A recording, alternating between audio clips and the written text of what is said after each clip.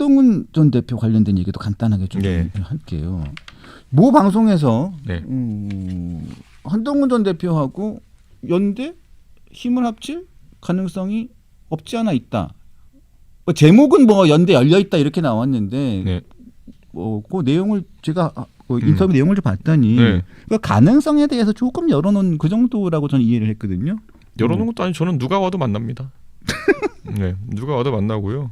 네, 저는 뭐 그거 사람 만나는 걸 두려워하지 않기 때문에 네, 그런 정도의 의미가 크고 뭐 한동훈 전 대표는 지금 보니까 뭐 되게 그냥 팬클럽 빌딩에 되게 힘쓰고 있는 것 같은데 팬클럽 리빌딩요? 예, 빌딩을 하고 있어서 뭐 이번에 뭐 여러 가지 막 페이스북에 올린 거 뭐 요즘 정신 사나워요. 페이스북 너무 많이 올리니까 제가 제 페이스북에 새로 고침을 하는데 제가 팔로우 안 하거든요 한동훈 대표를.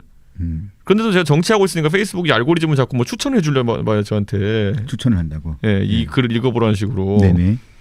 근데 뭐 아까 읽었는데 또 있어. 그래 보면은 또 뭐 하는데 어느 날은 갑자기 그때 론스타 때인가요? 하루 17개 올렸다 그러더라고요.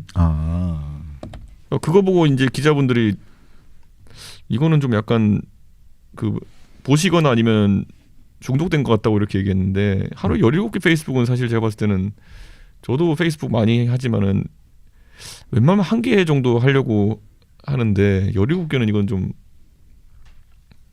심하다. 네.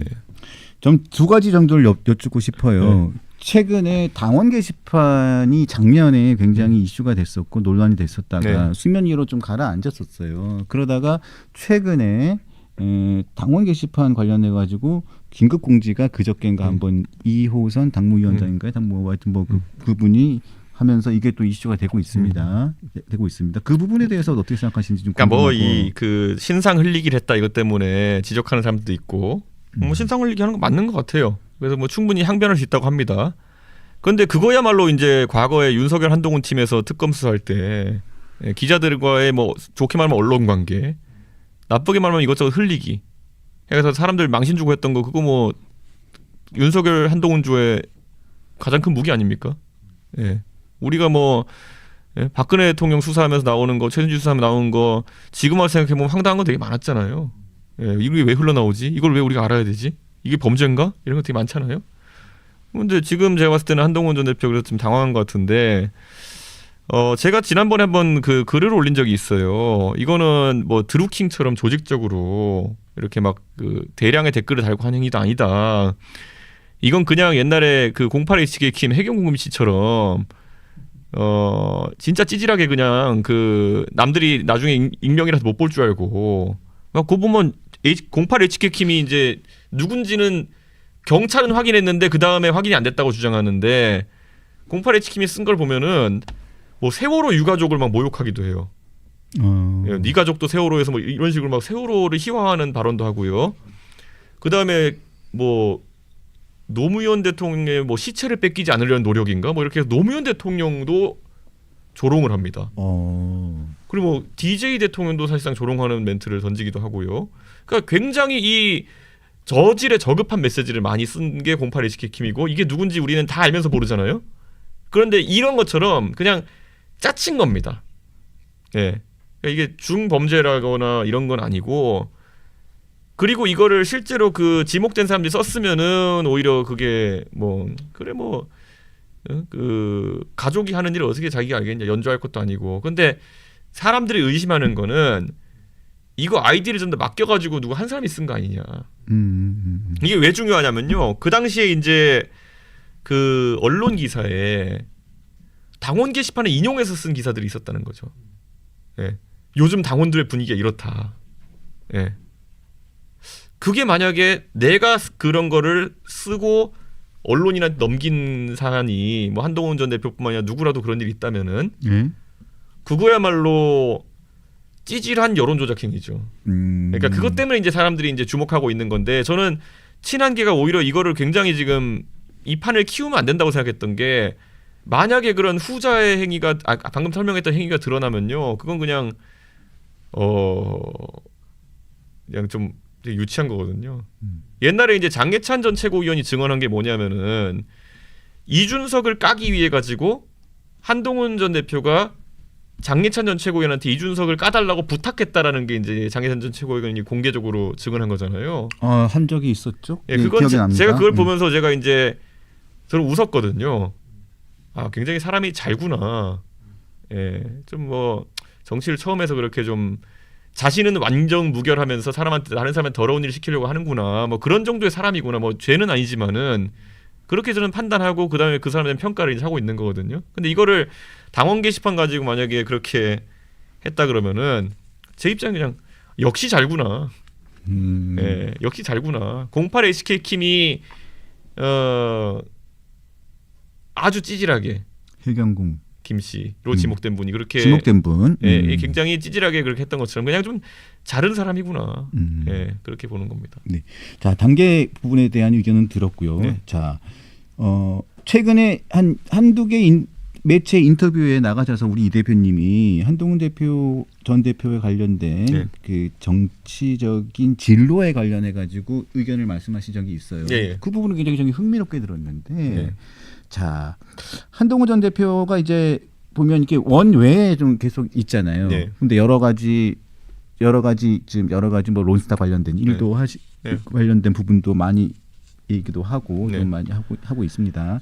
자, 그래서 관심사가 있어요. 지방선거에 출마를 할 것이냐, 보궐선거에 출마할 것이냐, 보궐선거 출마를 한다면 어느 지역에 나갈 것이냐 이런 부분에 대한 관심이 있는데, 자, 어떻게 생각을 합니까? 어느 지역으로 나가야 된다. 본인이 아마 만약에 자, 그럴 일은 없겠지만 한동훈 전 대표가 아마 뭐 이렇게 상의를 한다거나 뭐 한다면 어떤 이렇게 조언을 해줄 수 있을 것 같아요. 저 같으면 이런 겁니다. 예를 들어 개항을 나간다. 음. 저는 그거 외엔 답이 없을 거라고 봅니다.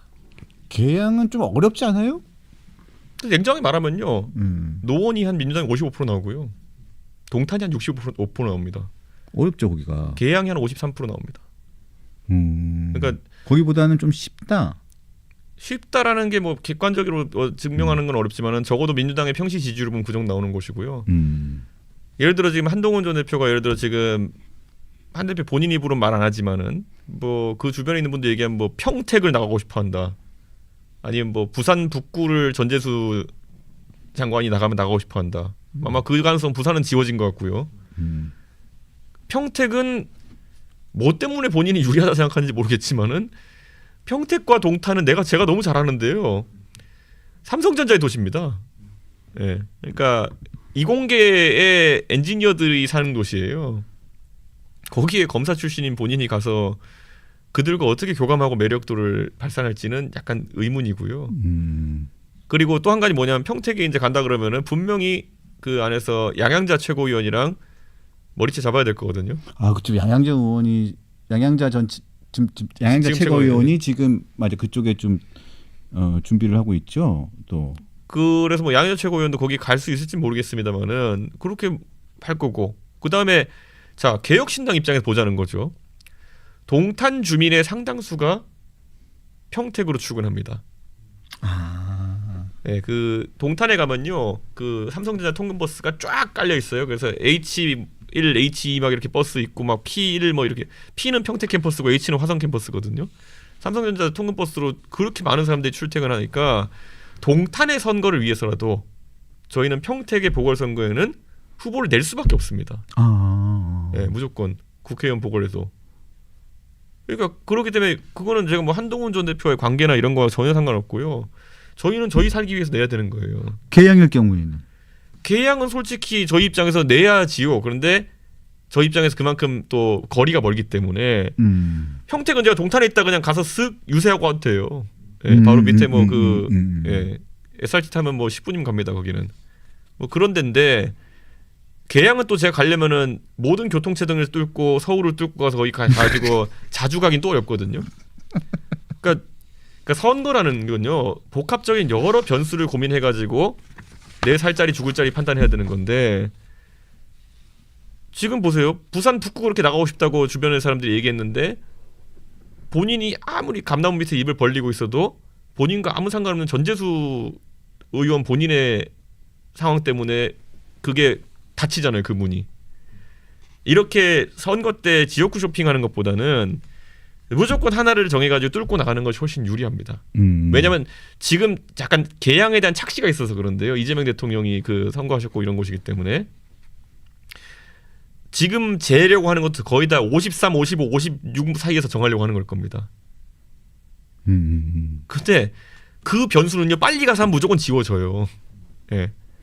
그러니까 그게 참 저는 의아하다. 그리고 지금까지 제가 한 말 중에서 선거를 좀 아시는 분이면은 다 맞는 말이다 생각하실 거예요.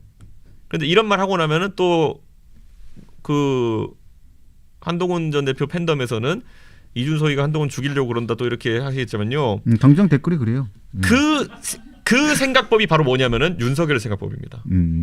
윤석열에게 제가 무슨 조언을 했지? 저는 윤석열에게 한 번도 제가 윤석열 잘못되는 방향으로 조언한 적 없거든요. 근데 항상 이준석이 자기를 엿먹이기 위해 살고 있다. 저 그렇게 저도 바쁜 사람이지 남 엿먹이려고 저는 살아본 적이 없거든요. 그런데 거기에 대해서 항상 이준석이가 꼭 엿먹이려는 조언을 하고 있을 것이다. 그렇기 때문에 답지부터 지우고 나서 고민하는 거예요 지금. 제가 분명히 말한 거 안에 나중에 되짚어 보시면은 정답이 있을 겁니다. 지금 들을 때는 지금 기분 나쁠지도 모르겠지만은 살면서 이준석이 어떤 정치인에 대해서 했던 말 중에 조언 중에 단 하나라도 악의를 띠거나 아니면은 잘못되는 방향으로 조언한 게 있는지 한번 보십시오. 윤석열 포함해가지고. 윤석열은 그거 대선 때 지지리도 안 듣다가 자기 혼자 저렇게 된 거거든요. 그러니까 저는 지금 이준석한테 뭐라 하는 거는 기분 좋고 하겠지만은 나중에 되짚어 보고 나면은 야 그때 이준석이 맞는 말 한 거 아니야? 예, 다 그렇게 되는 겁니다. 예. 근데 댓글에는 지금 네. 언급 안 할게요. 네. 네. 한동훈 전 대표 지지자들이 지금 이준석 대표한테 좀 화가 났어요. 아니 그분들은 많은 사람한테 화가 난 것 같아요. 그래가지고 그래서 많은 사람들한테 화가 난 것 같아가지고 뭐 저도 근데 이거 뭐냐면은 요즘 방송계에는 그냥 많이 화가 난 분들이 그냥 디폴트라 생각하기 때문에 별로 사람들이 신경을 안 써요. 그러니까 뭘 해도 그렇게 기분이 안 좋아지시는 분들 같아가지고 그러니까 그거는 좀 짚어볼 만한 문제입니다. 우리가 개딸 이런 조직을 욕하면서 저는 솔직히 제가 개딸 분들을 어떻게 행복하게 해드릴지 모르겠거든요. 그렇기 때문에 저는 그분들 행복하게 해드릴 생각이 없어요.